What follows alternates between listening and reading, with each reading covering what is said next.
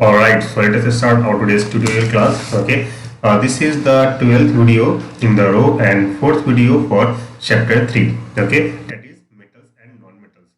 In the previous 3 videos for this chapter, we have studied a lot of things, a lot of new things we have come across, a lot of activities we have done. Okay, then we have seen about differences in metals and non-metals, which was related to standard 9th. Okay, and some new things we have learned. Then chemical properties of metals we have seen. We have seen up to section 3.2.5. let me check once again up to where we have seen what happens when metals react with acids. We already have seen. Then how do metals react with solutions of other metal salts, we have seen in our previous video. If you have missed, please go and watch that from my YouTube channel Pratik Singh classes. The reactivity series also we have seen. That was the last we have seen in the previous video, and today we will start from section 3.3, that is how do metals and non-metals react. Okay, so let us start our today's class. But before I start our today's class, I request you all to please subscribe my channel and like it, share it, and hit the bell icon so that whenever I will upload a new video, you will get its instant notification. Alright, so starting section 3.3, how do metals and non-metals react? Alright, in the above activities you saw the reactions of metals with a number of reagents. Okay, about aquaresia we have studied. Okay, then about acids, how do metal reacts with them we have seen. Then how do metal reacts with the sorts of other metals we have seen. Okay, what do you mean by metals reacting in this manner? Okay, means when we have seen these things, when we have studied those topics, what have you observed there, what have you learned from those things? Okay, we have seen that what type of metal will react with acids, and when they react with acid, what will be the product. Let us recall what we learnt about electronic configuration of elements in class 9th. Okay, about electronic configuration we already have studied in previous classes. That is what really happens is it gives you the idea of how do electrons are arranged in the different orbitals of the atom. Okay, and the number of maximum possible number of electrons available in any orbit is given by 2n square, where n is the number of the orbit. Okay, it is like for first orbit 2 electrons maximum, it can be empty 1 or 2. In second orbit 2 into 2 square, that is equal to 8.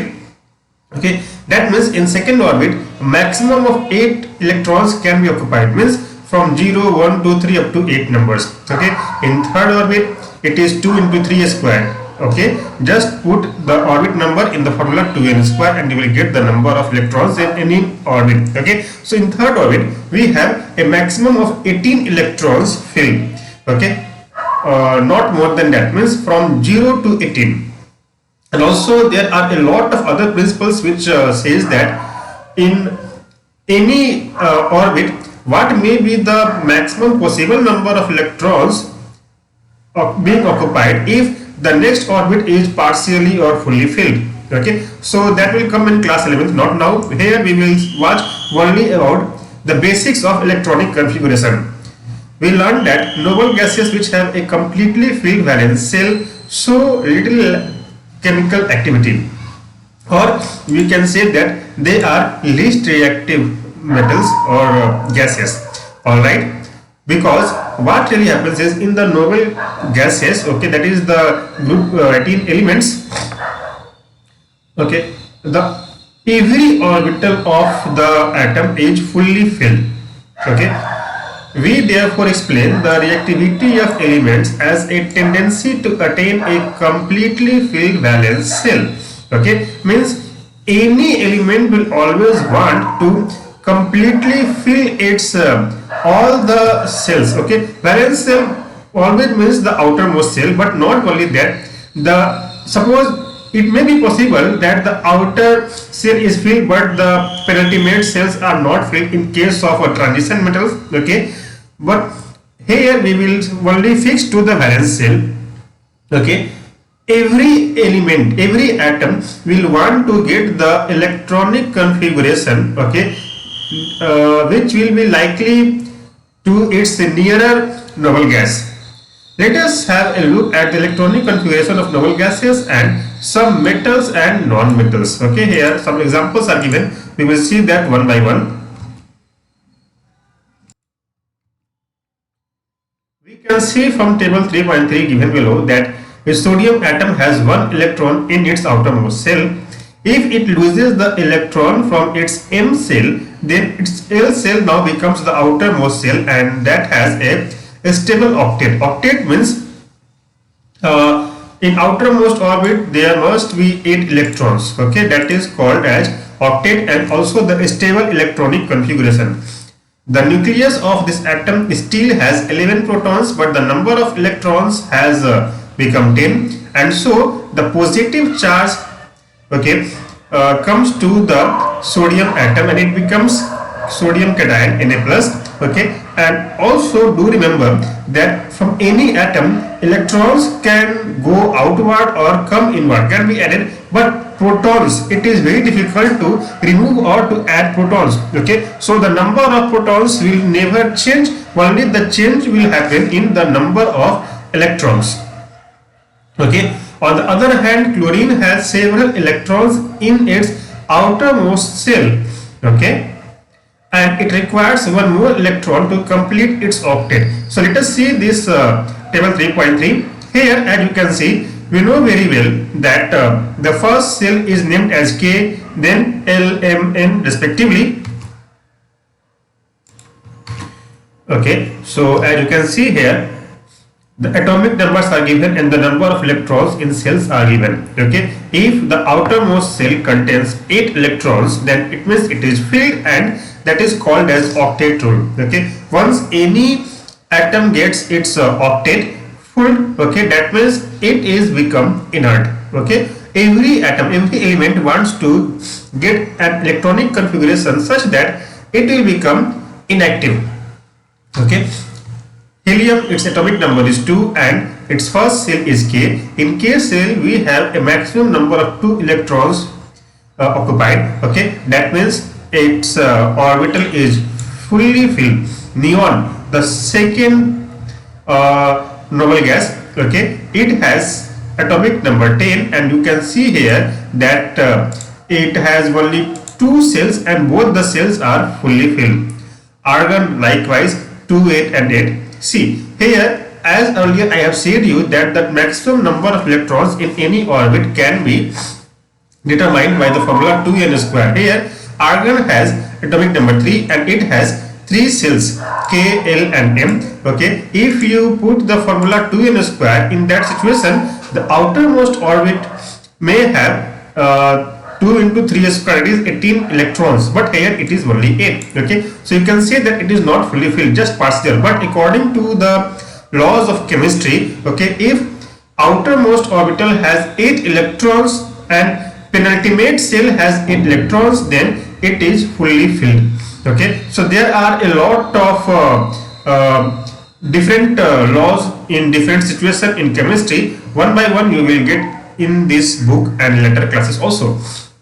Okay, now coming to the element sodium, okay, symbol Na and its atomic number is 11. So here you can see that it has 3 cells. First cell 2 electrons fully filled, second cell 8 electrons fully filled, and last cell, okay, only 1 electron. Okay, so here to fill the last cell of the sodium, okay, we can think in 2 different ways. Okay, whether to add 7 electrons, okay, in the M cell of sodium to get the configuration like argon, that is 2, 8 and 8, or to remove 1 electron from the outermost orbit or outermost shell of the sodium, okay, to get the electronic configuration like neon, that is 2 and 8. Okay, so it is always better to do the least thing. Okay, it is better to remove 1 electron than adding 7 electrons. Okay, so if we remove 1 electron from sodium atom, it will get electronic configuration like neon, that is 2 and 8, and it is said to be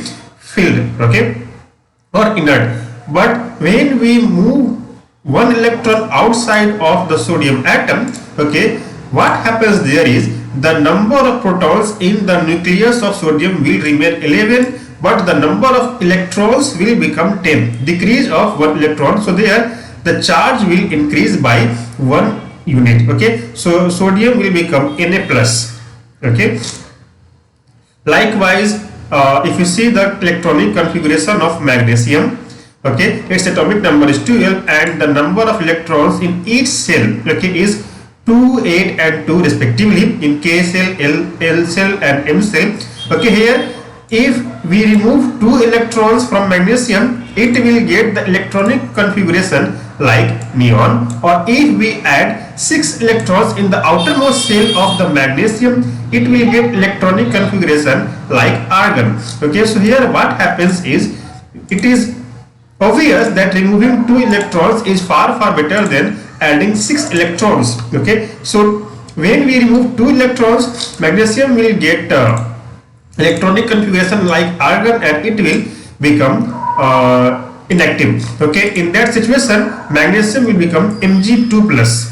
Okay, and likewise, fine. Now coming to chlorine, okay, the last one, it has atomic number 17 and its electronic configuration is like 2, 8 and 7. 2 electrons in first orbit fully filled, 8 electrons in second orbit or second shell fully filled, and 7 electrons in the last orbit or the third orbit, that is M cell. Okay, it is not fully filled. Okay, to fulfill the last orbit of chlorine, okay, we need one more electron to get octet. Okay, so to make chlorine fulfill the octet rule, we can think of 2 different ways, whether to remove 7 electrons, okay, so that chlorine can get electronic configuration like neon, or to add one more electron in chlorine to get electronic configuration like argon. Okay, here it is obvious that adding one electron in the chlorine atom is far easier and better than removing all the 7 electrons. Okay, so when we add one electron in the chlorine or outermost shell, okay, cell is also called as orbit. Okay, here it will become 288, that is electronic configuration like argon, it will become an inert gas. Okay, but while adding one more electron in the outermost shell of chlorine,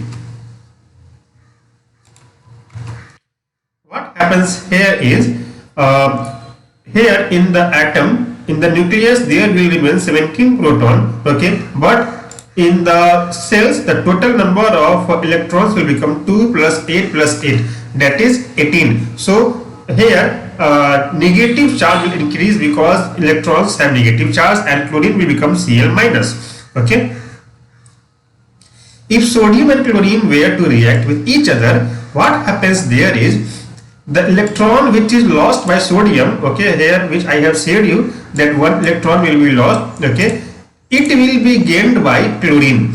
Okay, it will be taken up by chlorine. After gaining an electron, the chlorine atom gets a unit negative charge because its nucleus has 17 protons and there are 18 electrons in its K, L and M cells, okay, collectively, and thus chlorine will become Cl minus anion. Okay, so both these elements give and take a relation between each other as given here. Sodium will give one electron and it will become sodium plus ion. Okay, earlier where electronic configuration was 281, now after giving out one electron it will become 2 and 8.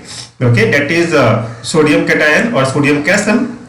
Okay, chlorine, see this electron here will come to the chlorine. Okay, when chlorine has earlier the configuration 287, after accepting the electron from sodium it will become 2, 8 and 8. So now you can see there for Na plus we have electronic configuration 2, 8 which is fully occupied and fulfills octet rule, and chlorine after accepting the electron its electronic configuration becomes 2, 8, 8. Again it follows the octet rule. So by this way both the atoms of sodium and chlorine give and take with each other the electron and become inert like this, NaCl, Na plus Cl minus. So by this way sodium chloride is formed.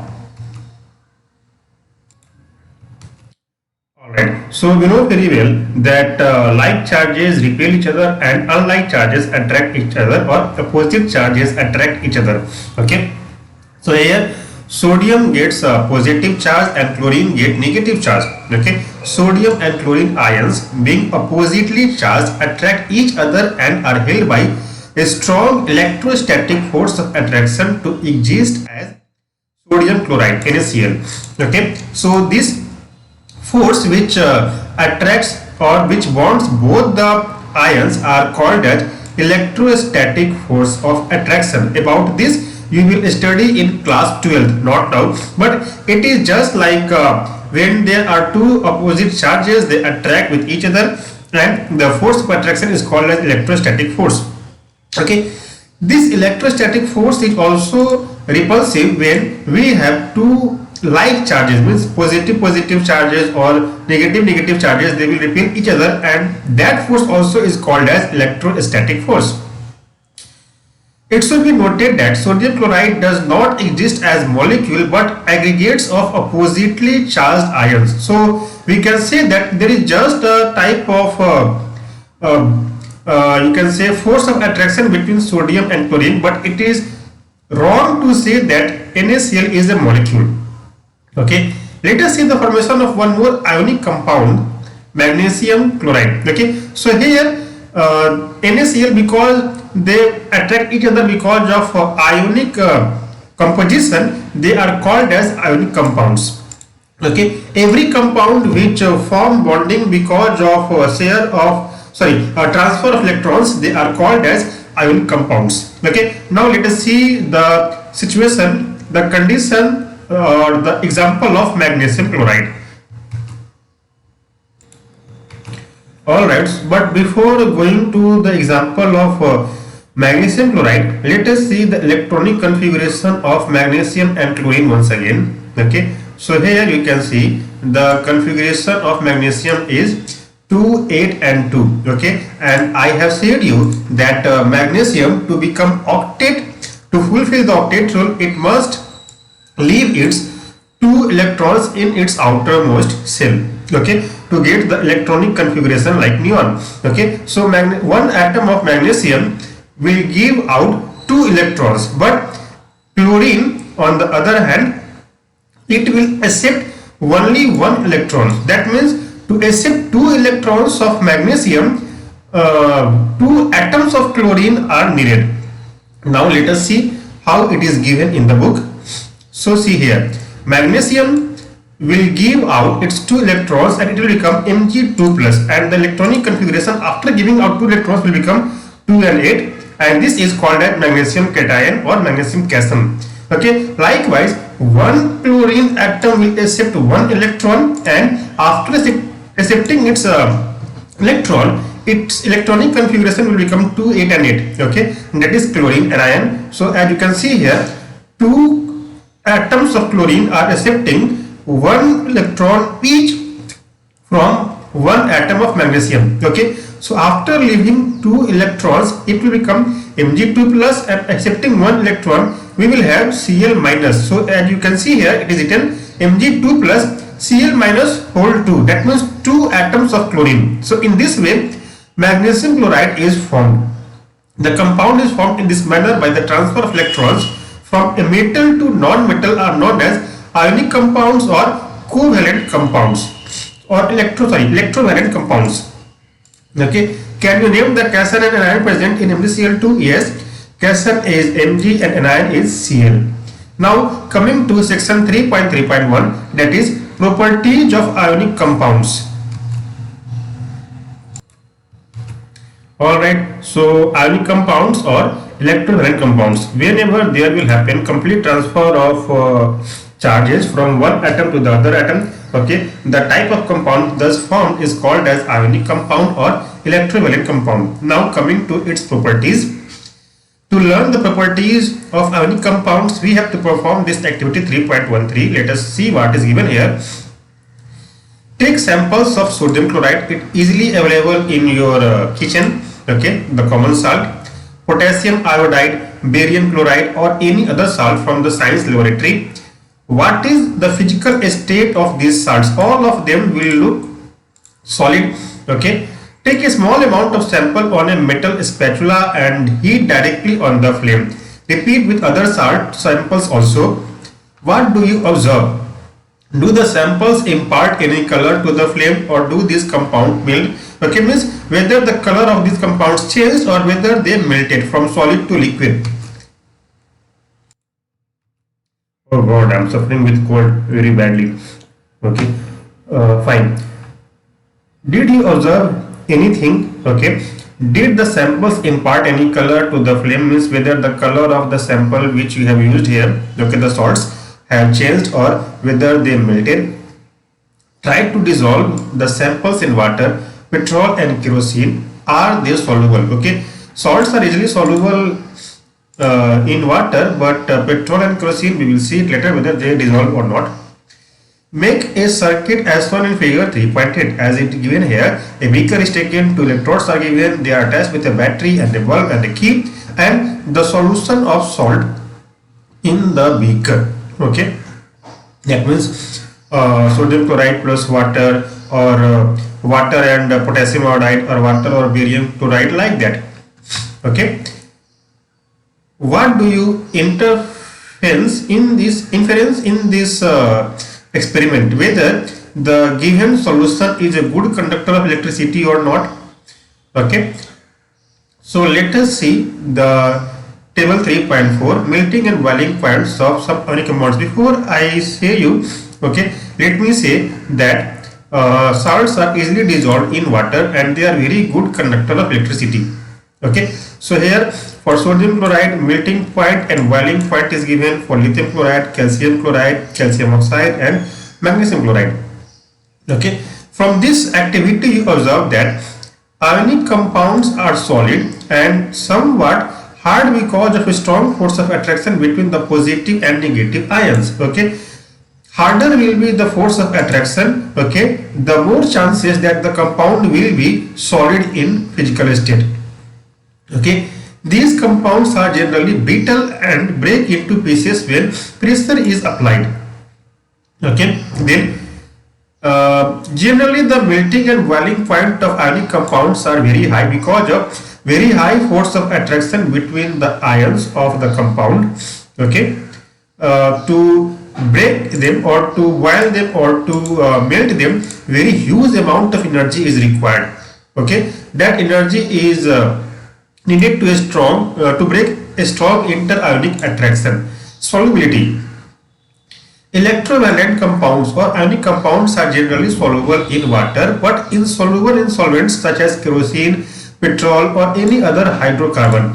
Okay, conduction of electricity. What happens here is the conduction of electricity through a solution involves the movement of charged particles. Okay, a solution of an ionic compound in water contains ions which move to the opposite electrodes when electricity is passed through the solution, and thus they are good conductors of electricity. Ionic compounds in solid state do not conduct electricity because the movement of ions are restricted there, okay, because they are in rigid structure. But when they are mixed in water, okay, or when they are in molten state, okay, in that situation the ions are free to move easily anywhere and towards the oppositely charged electrodes, and thus the ion move freely and conduct electricity. Okay, that means they are the good conductor of electricity if they are present in molten state or in aqueous solution. Fine, so this is all about this one. How do metals and non-metals react? Okay, then we have seen this topic 331, that is properties of ionic compounds. So this is all about section 3.3. okay, I hope you have enjoyed it, and in next video we will study about section 3.4 and a lot of other things. Okay, so this is the end of our today's video. If you are new to my channel, please subscribe it now. Please like and share it to your friends, and also hit the bell icon so that whenever I will upload a new video, you will get its instant notification. If you have any question to ask, any doubt you have, okay, please write that in the comment section of this video and I will try to answer it. While you are asking any doubt, please mention your name, your place of living, and also your school's name, so that when I will answer the questions, I will mention your name also in the video. Okay, so till next video, take care of yourself. Do watch Pratik Singh classes, like and subscribe. Okay, bye bye.